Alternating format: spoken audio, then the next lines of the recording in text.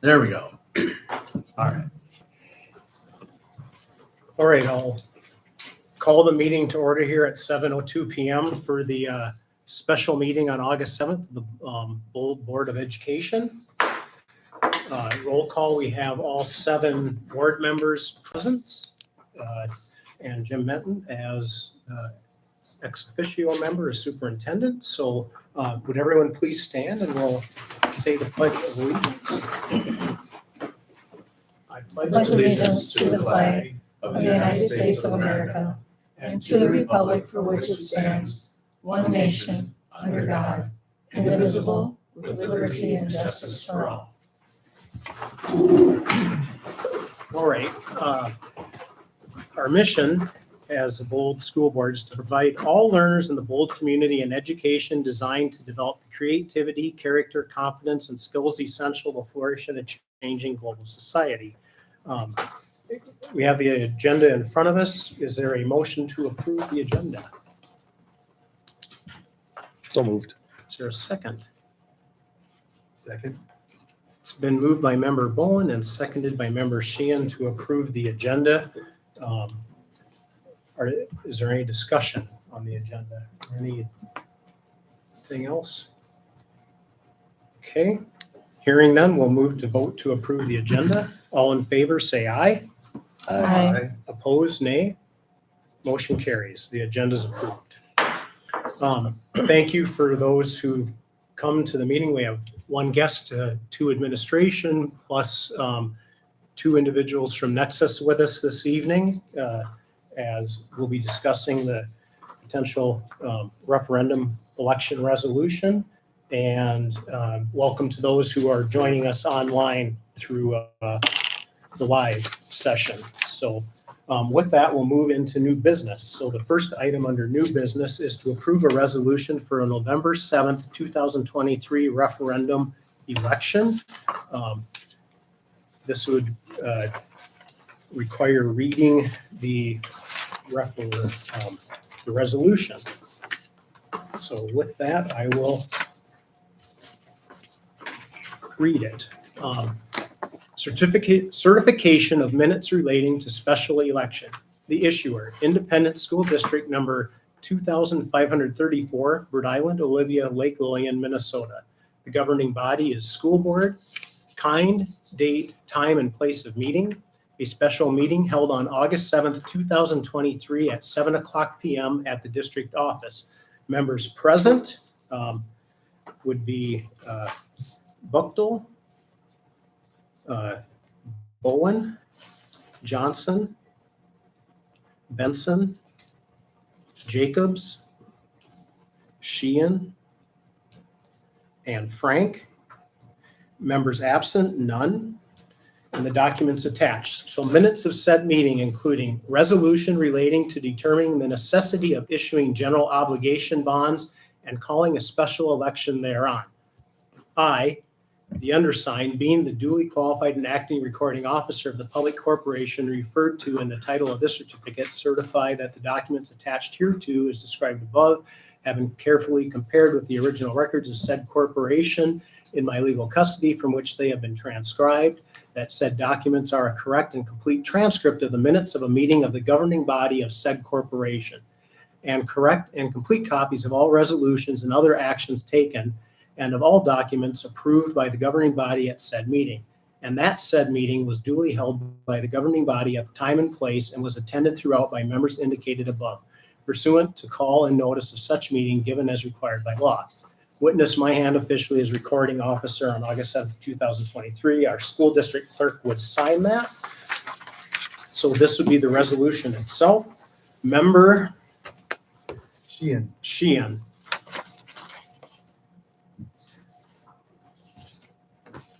Introduced the following resolution and moved its adoption, which motion was seconded by member Bowen. By member Brian Bowen. Resolution relating to determining the necessity of issuing general obligation bonds and calling a special election thereon. Be it resolved by the school board, the Board of Independent School District number 2534, Bird Island, Olivia, Lake Lillian, Minnesota.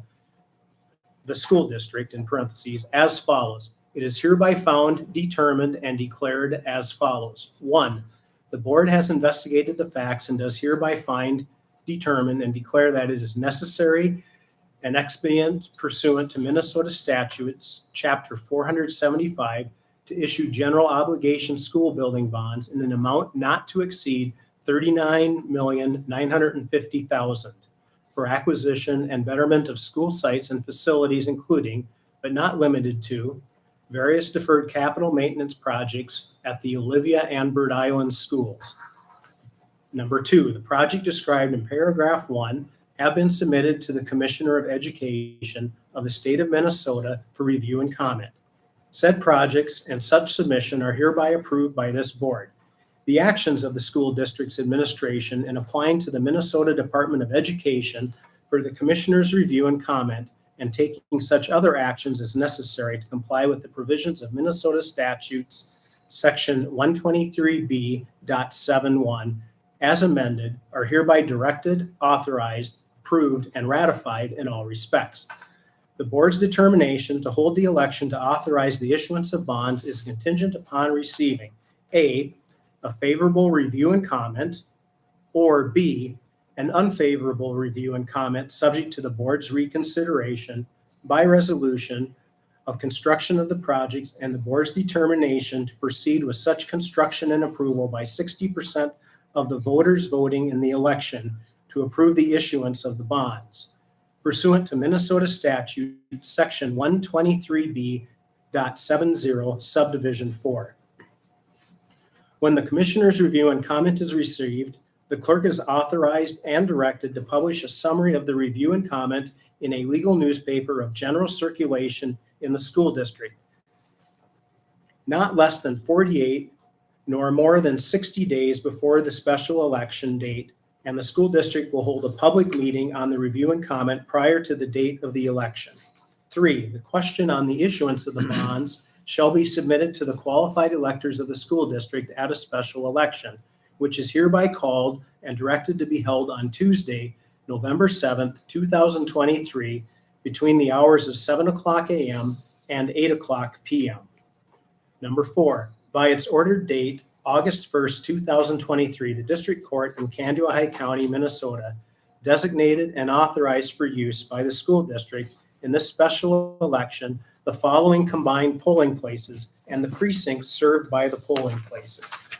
Precinct number 1, combined polling place will be the Bird Island Municipal Building located at 660 Birch Avenue in Bird Island, Minnesota, zip code 55310. This combined polling place for precinct number 1 serves all territory and independent school district number 2534 located in Osceola Township, Melville Township, Palmyra Township, Bird Island Township, Norfolk Township, and the city of Bird Island, all in Renville County, Minnesota.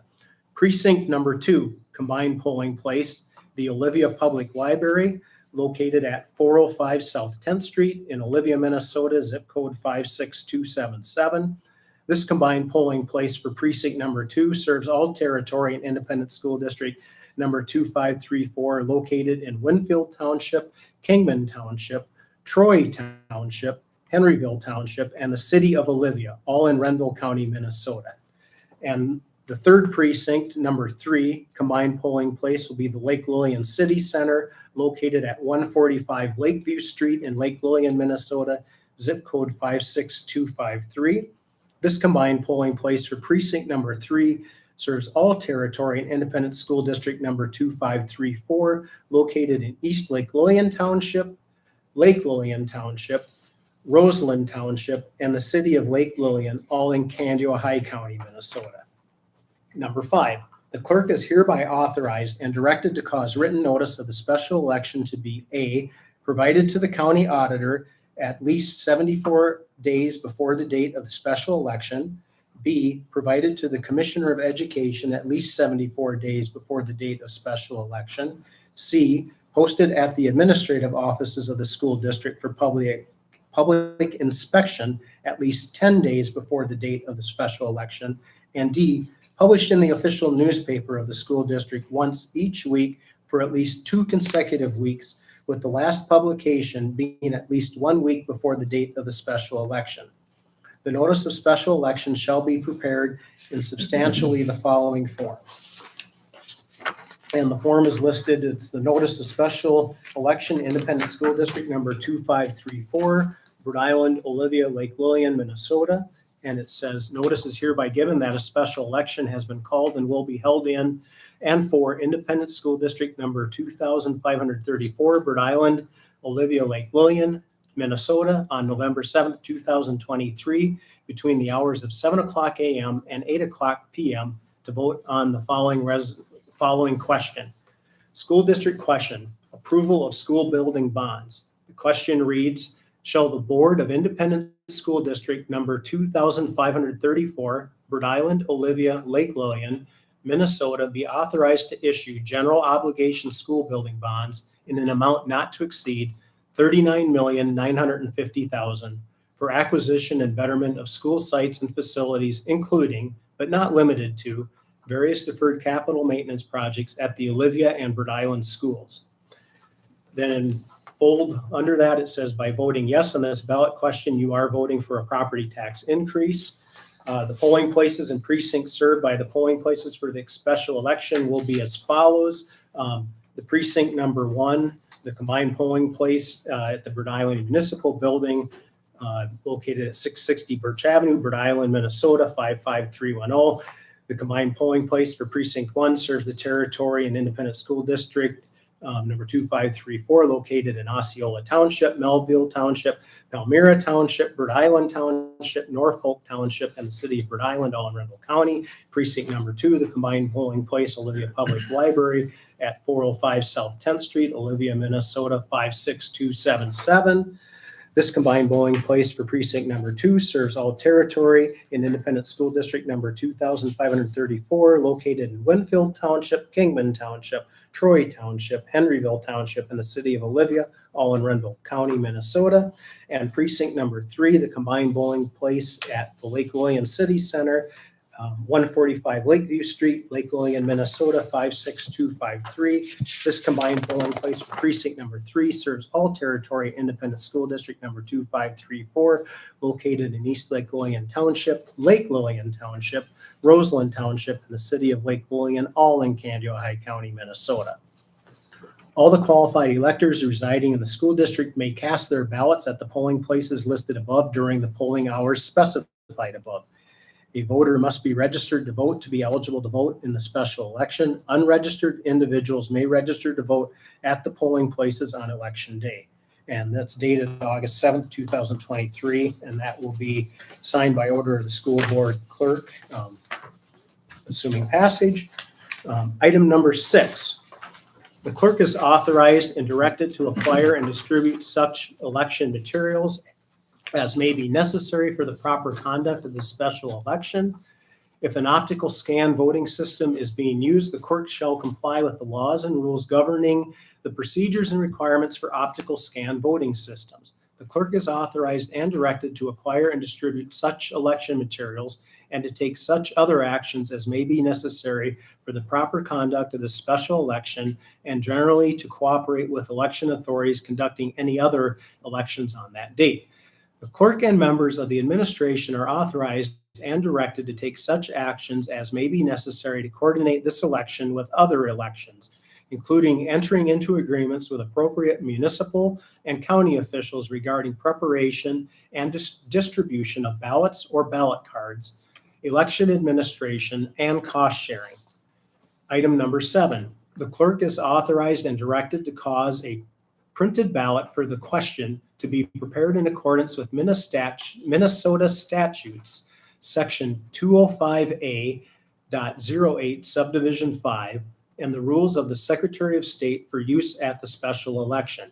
If an optical scan voting system is being used, the clerk shall cause official ballots to be printed according to the format of ballots for optical scan voting systems provided by the laws and rules governing optical scan voting systems.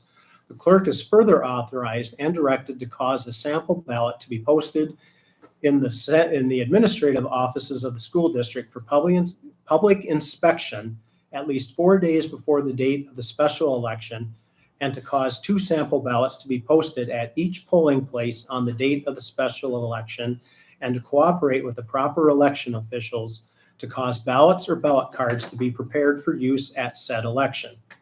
The ballot shall be in substantially the following form, with such changes in form and instructions as may be necessary to accommodate the use of an optical scan voting system.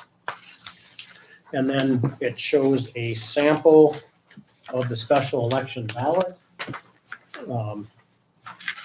And that says the special election ballot, school district ballot, independent school district number 2534, Rhode Island, Olivia, Lake William, Minnesota, dated November 7th, 2023. And then it says instruction to voters to vote completely, fill in the oval or ovals next to your choices like this. And it shows a filled oval. And then to vote for a question, fill in the oval next to the word yes for that question. To vote against a question, fill in the oval next to the word no for that question. And then the school district question, school building bonds, gives an oval with the word yes, and it says, shall the Board of Independent School District number 2534, Rhode Island, Olivia, Lake William, Minnesota, be authorized to issue general obligation school bonds in an amount not to exceed $39,950,000 for acquisition and betterment of school sites and facilities, including but not limited to various deferred capital maintenance projects at the Olivia and Rhode Island schools. It also shows an oval with a no next to the question. And then below that, it says by voting yes on this ballot question, you are voting for a property tax increase. And then it's official ballot. It'll be dated November 7th, 2023 with 2 judges' lines for signatures or initials. Okay, then section 8. If the school district will be contracting to print the ballots for this special election, the clerk is hereby authorized and directed to prepare instructions to the printer for layout of the ballot. Before a contract in excess of $1,000 is awarded for printing ballots, the printer shall, upon request, furnish in accordance with Minnesota statutes, section 204D.04, a sufficient bond, letter of credit, or certified check acceptable to the clerk in the amount not less than $1,000 conditioned on printing the ballots in conformity with the Minnesota election law and the instructions delivered. The clerk shall set the amount of the bond, letter of credit, or certified check in an amount equal to the value of the purchase. Item 9, the clerk shall prepare and have ready for use absentee ballots at least 46 days before the special election in accordance with Minnesota statutes, section 204B.35, subdivision 4. It's now section 10. As required by Minnesota statute, section 203B.121, the board hereby establishes a ballot board to process, accept, and reject absentee ballots at school district elections not held on the day of statewide election, and generally to carry out the duties of a ballot board as provided by Minnesota statutes, section 203B.121, and other applicable laws. The ballot board must consist of a sufficient number of election judges trained in the handling of absentee ballots. The ballot board may include deputy county auditors and deputy city clerks who have received training in the processing and counting of absentee ballots. The clerk or the clerk's designee is hereby authorized and directed to appoint the members of the ballot board. The clerk or the clerk's designee shall establish, maintain, and update a roster of members appointed to and currently serving on the ballot board, and shall report to the board from time to time as to its status. Each member of the ballot board shall be paid reasonable compensation for services rendered during an election at the same rate as other election judges, provided, however, if a staff member is already being compensated for regular duties, additional compensation shall not be paid for ballot board duties performed during that staff member's duty day. Item 11, the board shall appoint election judges and alternates in accordance with Minnesota statutes, section 204B.21. The appointments will be made at least 25 days before the special election. Item 12, pursuant to Minnesota statutes, section 206.83, the clerk shall provide for testing of the optical scan voting system within the 14-day period before the special election and shall cause notice of the time and place of the test to be published in the school district's official newspaper at least 2 days before the test. Item 13, pursuant to Minnesota statutes 206.85 subdivision 1, 6 in parentheses, the clerk shall cause notice of the location of the counting center or the places where the ballots will be counted to be published in the school district's official newspaper at least once within the week before the special election and in the daily newspaper of widest circulation, if any, once on the day before the special election. Item 14, the special election shall be held and the returns made and canvassed in the manner prescribed by law, and the board shall meet on a date between the third day, November 10th, 2023, and the 10th day, November 17th, 2023, after the special election for the purpose of canvassing the results thereof. Item 15, pursuant to Minnesota statute section 205A.07, subdivision 3A, the clerk is hereby instructed to notify the Commissioner of Education of the results of the special election and to provide the certified vote totals for the ballot question in written form within 15 days after the results have been certified by the board. Item 16, pursuant to Minnesota statute section 211A.02, subdivision 6, the clerk is hereby instructed to make any campaign finance reports filed with the clerk by campaign committees within 7 days after the special election available on the school district's website as soon as possible, but no later than 30 days after receipt of any such report. The clerk is further instructed to provide the Campaign Finance and Public Disclosure Board with a link to the section of website where such reports are made available. Such reports must remain available on the website for 4 years from the date first posted. Upon vote being, okay, and then we would vote on it, and we'll have to list who votes in favor and who votes against, and then whereupon the resolution was declared duly passed and adopted. So with that, is there any discussion on the resolution?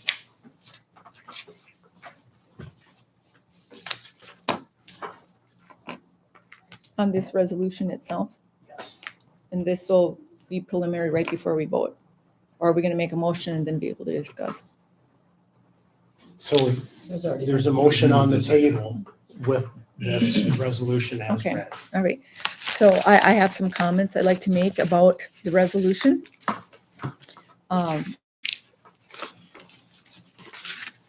First and foremost, I would like to say that I really like, as far as the Olivia building, what's being done there. I really like the idea of the new lunchroom and the commons area. I think that was well planned out, and the students and the kitchen staff, they need that. That was long overdue and it's very much needed. I also really like the science room, the redoing of that whole section, biology, science. I think that'll be a wonderful asset to the community. It's great. I also am very fond of for the arts and musicals, the sound system and the bleachers in the Bride Island campus that will fold in. And I'm hoping, I'm not sure about the addition of the acoustics. I didn't see anything about acoustics in the plan, but I'm hoping that includes some acoustics for the sound system. I also like that we have designated music rooms for the elementary and the high school, and that they're upgrading the old music room, but the little kids are going to have their own music room. Another big asset for this building was adding the 2 bathrooms on the southeast corner back here to use for the community to use during games. And I like that it has access so you can lock the doors on the outside and still use it in the daytime. That's great.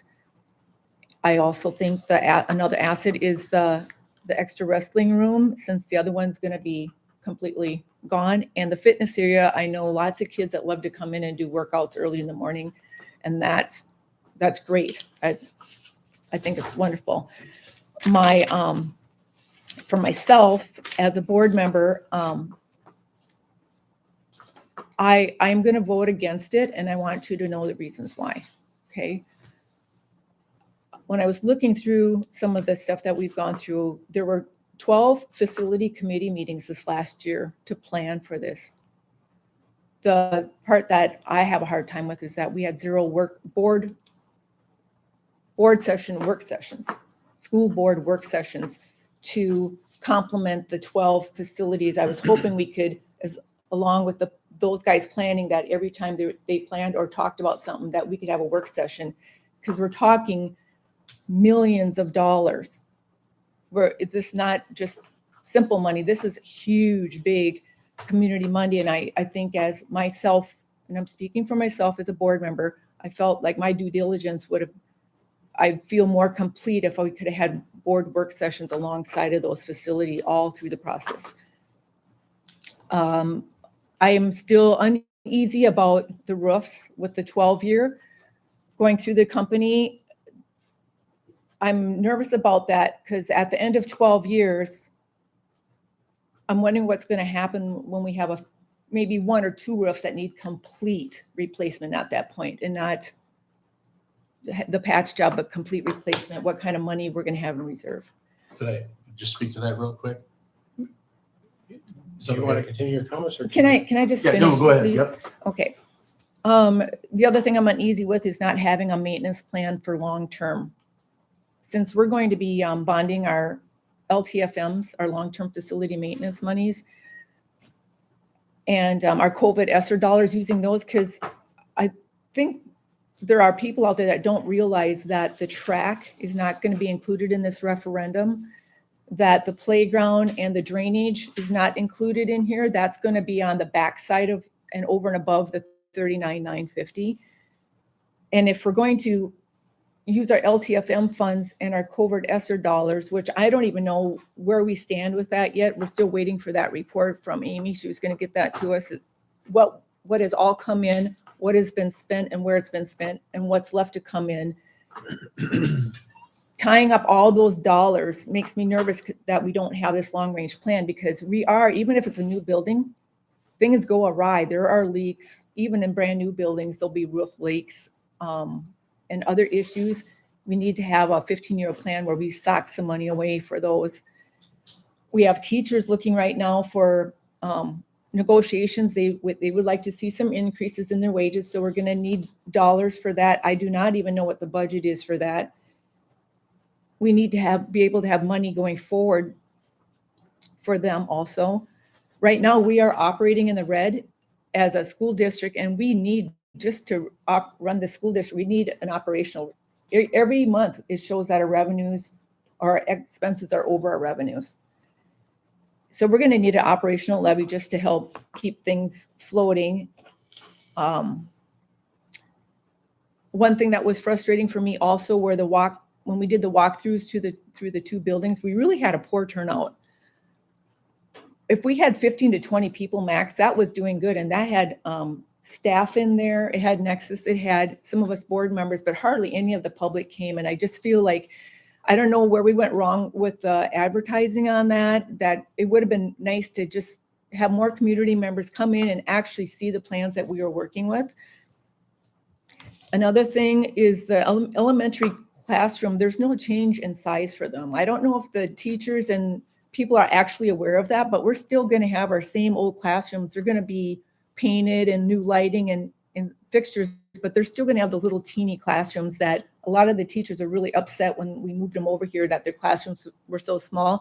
Regardless, with the extra storage, sometimes they just like that, be able to have that extra stuff in the classroom anyway, instead of having to run down to storage to get them. And I'm just going by comments from some of the staff.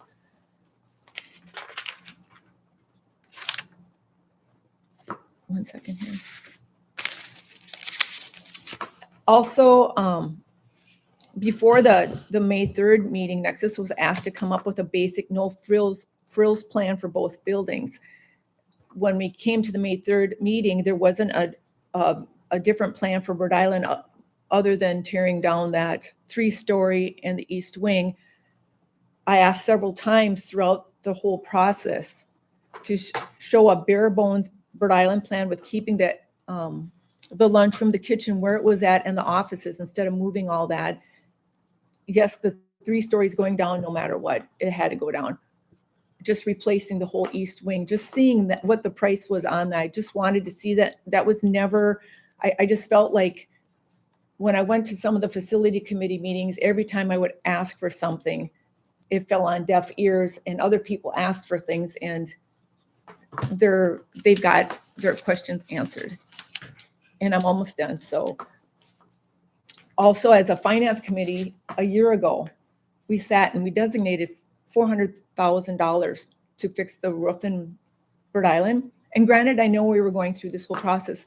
My understanding is that if a finance committee designates money and the board approves it, that those funds were supposed to get used, and we are keeping the gym anyway. And that was money already set aside for a complete roof replacement, not just a 12-year patch. And so lastly, I do have one more. This one is probably the one that really bothers me the most, or I'm questioning the most, is where are the children going to be learning during the renovation? Are we going to rent portable classrooms? And if so, how much are those portable classrooms?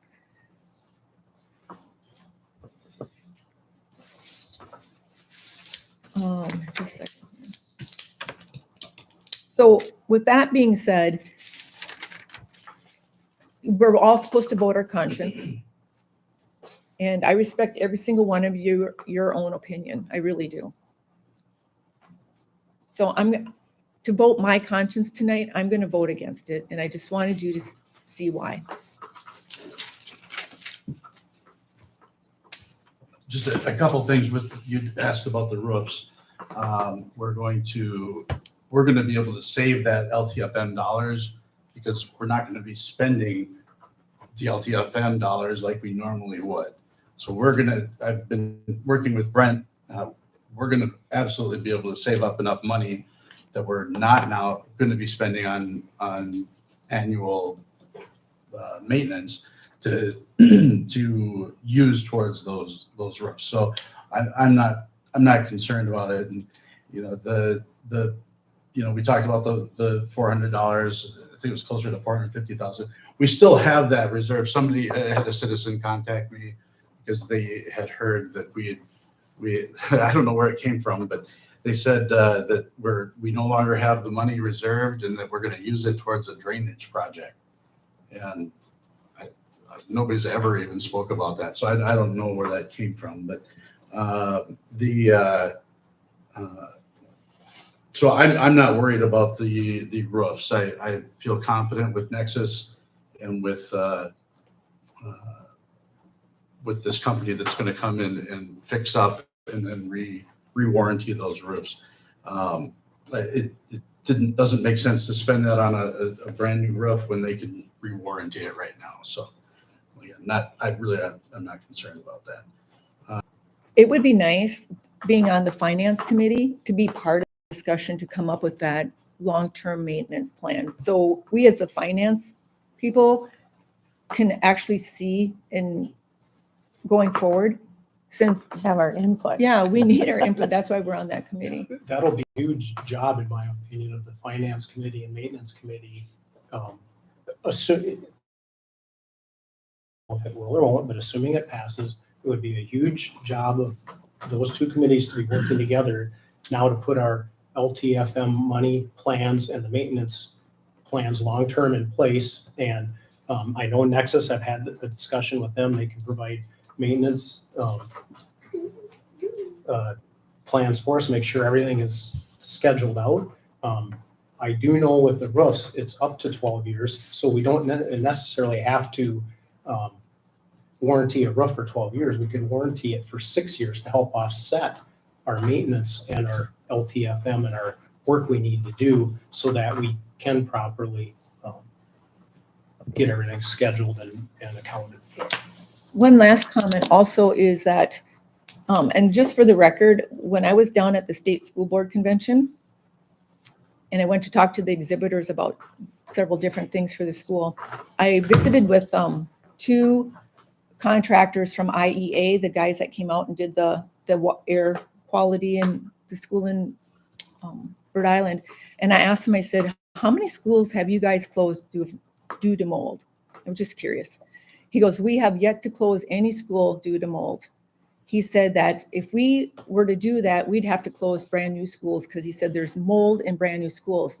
So I asked him, I said, so then how do you do that? Do you need to get the students out of the building or what? And he said, no. What you do, he said, is you just block off a section and you go in and you remediate it the way they tell you to remediate it. But the students and teachers can be in the building at the time when the remediation is going on, but they have yet to close any. So you will get mold. He said, you will get mold in a new school too. So I just wanted to have that on record. Can I be on record for a second? School, like there's breakout spaces. There's going to be a new music room. There's going to be for them. That's on the plan. If you looked at it. Yes, and I then did. my other thing is, if you wanted a facilities like meeting to, follow with a board meeting, why didn't you request that like 12 sessions ago or whatever you said? And the third is, if you respect our opinions, why are you going to the newspaper and Dean Erdahl to disrespect us? Not Right, the no. time to discuss Right, that. but I'm like, she said that, so like, We're that's not not gonna okay. dis- We're talking that's fine. We don't have to referendum. talk about it, but Discussing the referendum. that's fine.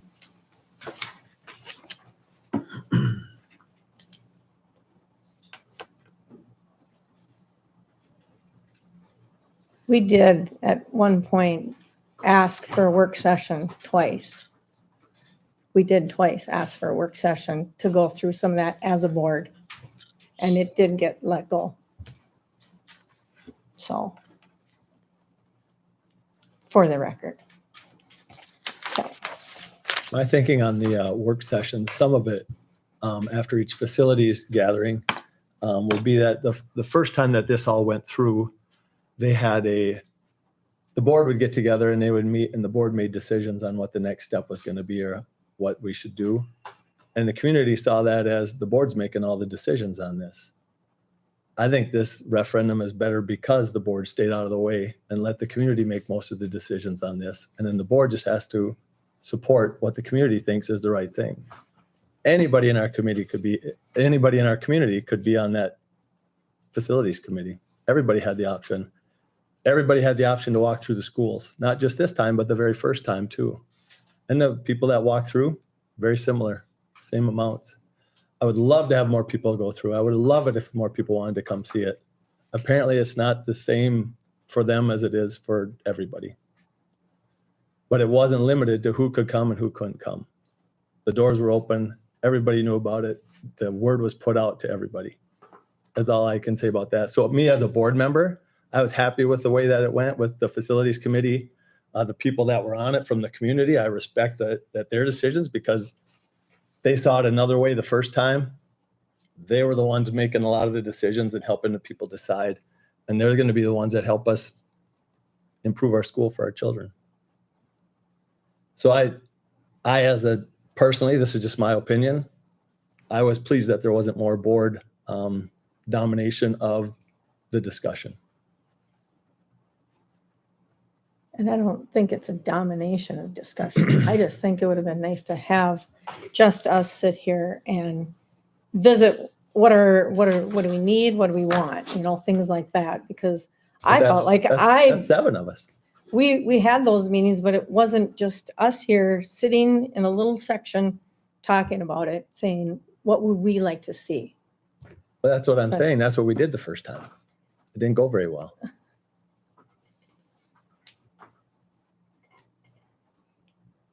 I do respect the people in the public that came forward. They did put an end picture of what we're going to have. I think it looks good. I do think it looks good. And I looked at it numerous times over and I don't think I could change much of anything on it. So they did do a good job. I don't have any qualms about what they did. I think it was good. Turned out well. Yeah, for sure. So. I was pleased that the first time that we got our plans and it listed all the A, B, C, D, E's, showed how much it was going to cost for each one, how much it would cost per month for the household of $131,000 house or property. And then when they found out on the first survey that the minimum one was $30 a month, and they found out that they won't pay that. And then Nexus put a plan together that came out closer to the $15 that people said that they would be willing to put forward. Would I love to have a new school? Would love it. Would I love to have a new school in Olivia and Bird Island, or just Bird Island, one brand new school? Be fantastic. Our community won't pay for it. They can't do it. I'm going to quick add before we get too far down the rabbit hole here. People have been contacting me to do tours. John O'Neill just contacted me for the class of 1969. They're going to come through at the end of September. If people want to set something up, we're going to be setting up some more tours for everyone to come and see. If they can't make those, I'd be happy to put other tours together. And I think if we go towards the referendum, isn't that when the education starts going out for the community on what's happening? You know, as far as setting aside monies or what to start with for your long-term maintenance, you got to find out if you're going to need it for that school, or if you're going to need it for what we're already in, or if we don't have a school. So I think that's going to be a huge part of it. I think you're spot on with it. But I think it comes after you find out where you're headed, instead of setting up a plan and then not having to use it. And we maybe did not have work sessions, but we did bring information forward out of the committee back to the board on multiple occasions over the past 9 months. Or 8 months, I should say. And I Back think into we've the had, board and discussions on what's happening and where things were progressing and moving out of the facilities committee. Right, So- you have to like show up for those meetings and be present at other meetings to learn about that. Yeah, and if you can't make a meeting though, we do have everything posted online, and we do that for the community. But I've used that to say, hey, if you are not at this meeting, make sure you check out, the Peter Leatherman explaining the results of the surveys. I think I'm really pleased that we've started doing this, and it has just become very useful. The only complaints I get about this is the microphones, and we're working on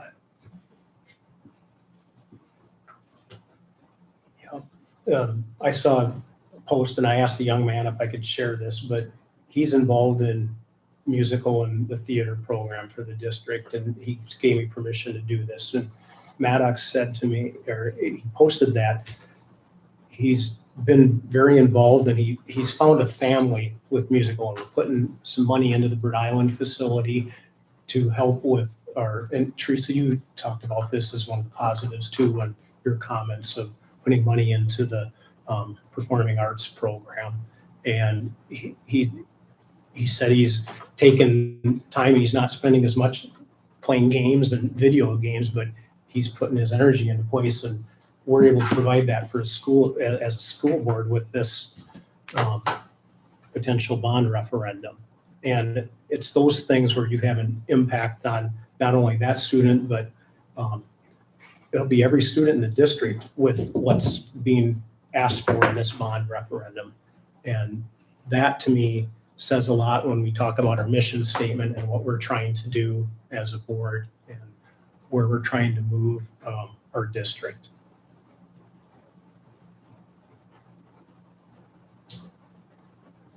We've got a good plan. I think I would agree with what Brian said. A brand new shiny building would be fantastic, but this is going to be, I would say half of this facility is going to be unrecognizable from the inside. Outside's going to be fairly similar. But from the inside, it's going to be a very new facility and modernized, and we're going to be proud of this.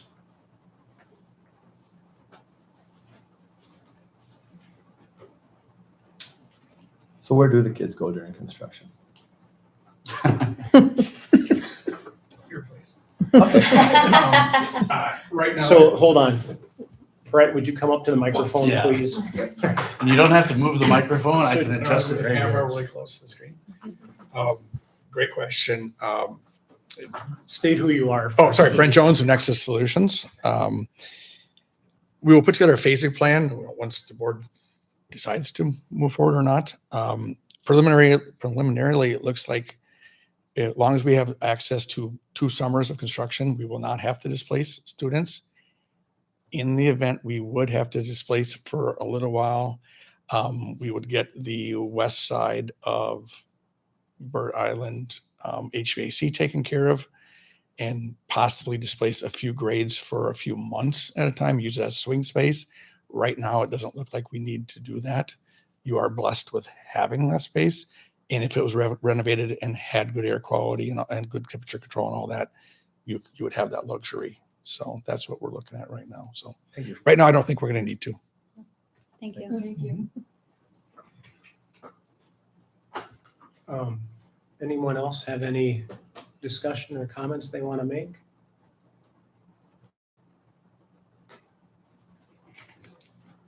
Okay, with that, then I think we're going to proceed to our voice vote. So I'll ask by member your vote. So member, okay, ready? Member Buckle. Okay. Member Johnson. Aye. Member Bowen. Aye. Member Benson. Aye. Member Jacobs. Nay. Member Sheehan. Aye. And I, as Member Frank, am in favor. Aye. So upon the vote being taken thereon, the following voted in favor: members Buchtel, Johnson, Bowen, Benson, Sheehan, and Frank, and the following voted against the same: member Jacobs. Whereupon this resolution was declared duly passed and adopted. Okay, thank you, everyone, for the discussion. All right, we'll move on to item B under new business. That would be to designate James Menton as the identified official with authority for the MDE External User Access Recertification System. Is there a motion? So moved. Is there a second? It's been moved by member Bowen and seconded by member Buchtel to designate James Menton as the identified official with authority for the MDE External User Access Recertification System. Jim, would you tell us a little more about Yeah, that? so this is, this is an annual thing. We do this every single year. Every district has to designate what they call the Iowa. And sorry about that. But it's, like Todd said, individual of authority, Identified official with identified authority. official with authority. So what that gives me the power to do is, for example, Amy needs to have access to certain budget reports from the state. So I can authorize her to go and do that. There's the state disciplinary system. I authorize Mr. Benson to go in and operate with that. And there's, I don't know, 30 different people that have roles throughout the district that need to have that access to that, our special ed, our just transportation, everything. So, and I found out today that today was the expiring day, so it worked out well. Okay. Any questions or comments on that motion or? Okay. Jen. With that, then we'll move to vote to designate James Menton as the identified official with authority for the MDE, which is Minnesota Department of Education, External User Access Recertification System. All in favor, say aye. Aye. Aye. Oppose? Motion carries. We have designated Jim as the Iowa for the MDE External User Access Recertification System. Okay. Moving on to item C under new business. That would be to approve Nissens Dairy Delivery as the vendor for the 2023 through 2024 school year. Nissens Dairy Delivery was the sole bid received. And we have enclosure number 2 in our packet with the bid. So I'll read what the bid is. We're submitting the following prices for you for the 2023 through 2024 school year. A half pint milk carton prices are subject to the escalation clause stated below. For 1% half pint, it would be a $0.38 August escalating price. Chocolate skim half pint product would be the same, $0.38 August escalating price. The escalation clause reads, the price of each product will be adjusted the first of each month when the change in our monthly cost from Kemp's exceeds at least plus 1 cent per carton when compared to our August 2023 costs from Kemp's. Inventory and orders, Bold School staff is responsible for monitoring inventories of each product and submitting a weekly order to Nissen Dairy. Weekly orders must be submitted every Monday, even when Monday is a holiday recognized by the school district. Milk will be delivered weekly. Payment terms are due on the 15th and 30th of each month. So is there a motion for that? I'll make a motion. Is there a second? I'll second. It's been moved by member Johnson and seconded by member Bucktel to approve the Nissen's Dairy Delivery as the vendor for the 2023 through 2024 school year, as listed on enclosure number 2. Any discussion on that? I had a question, Amy. Do you know, is this the same as it used to be, same cost, or is it It went up, I think, 3 cents. 3 cents? I thought they were not gonna submit it there. Me too. Thank you for submitting. I was Thank you. pleasantly surprised. I was gone Thursday and Friday of last week. I came in and didn't know what we were gonna do, and Amy said, hey, we got a bid, so. That's awesome. Good. Thank you, Kristen. Thanks, Very Chris. happy with that. Yep. Considering what prices are up, that's a very modest incremental increase. So, any other discussion? Okay, with that, we'll move then to vote to approve Nissen's Dairy Delivery as the vendor for the 2023 through 2024 school year as listed on the enclosure number 2. All in favor, say aye. Okay. Oppose? Motion carries. Okay. So we're going to be moving to a closed meeting, so. Can I ask a question quick? Sure. Okay, at the last meeting, there were 2 attorneys here at the last meeting, and I was busy fidgeting with my stuff. I didn't find out what firm they were and where they're from and who do they represent. Why were there 2 attorneys here? I'm just curious. There was only, Well, who was the one on There the, was only one attorney. There was only one attorney. Bond counsel, Andrew Hedke was on the phone. so who is it? Who's the guy in the back? Andrew, he was Brian Fetters. Brian Fetters with Fetters. Baker Tilly, He's with her. Yeah. who is your municipal advisor. Brian Fetters, Baker Tilly. I'm nervous. And then on Zoom or whatever on the internet, you had Andrea Hedke, who's with I don't remember. Dorsey Whitney. Yeah, thank you. And who is she representing? You as your bond counsel. So Is when our you, bond when you sell debt, she's the one who helps, she writes the resolutions for your elections and make sure you follow all the protocol and statutes as far as issuing debt. And then Brian Fetters, Baker's Tilly is representing You us too. as your municipal advisor, Okay. they're like your financial advisor. They place the debt. Advisor. All right, thank you. So at 7:55 PM, we're going to go to a closed meeting as permitted by section 113D.05 subdivision 3. And it's to discuss labor negotiations. So we're doing that at 7:56 PM. All right. So with that, we'll need to, and those attending will be the 7 board members, Amy Schmidt and Jim Mint, superintendent. All right. I've got the voice recorder ready to go. Let's close this.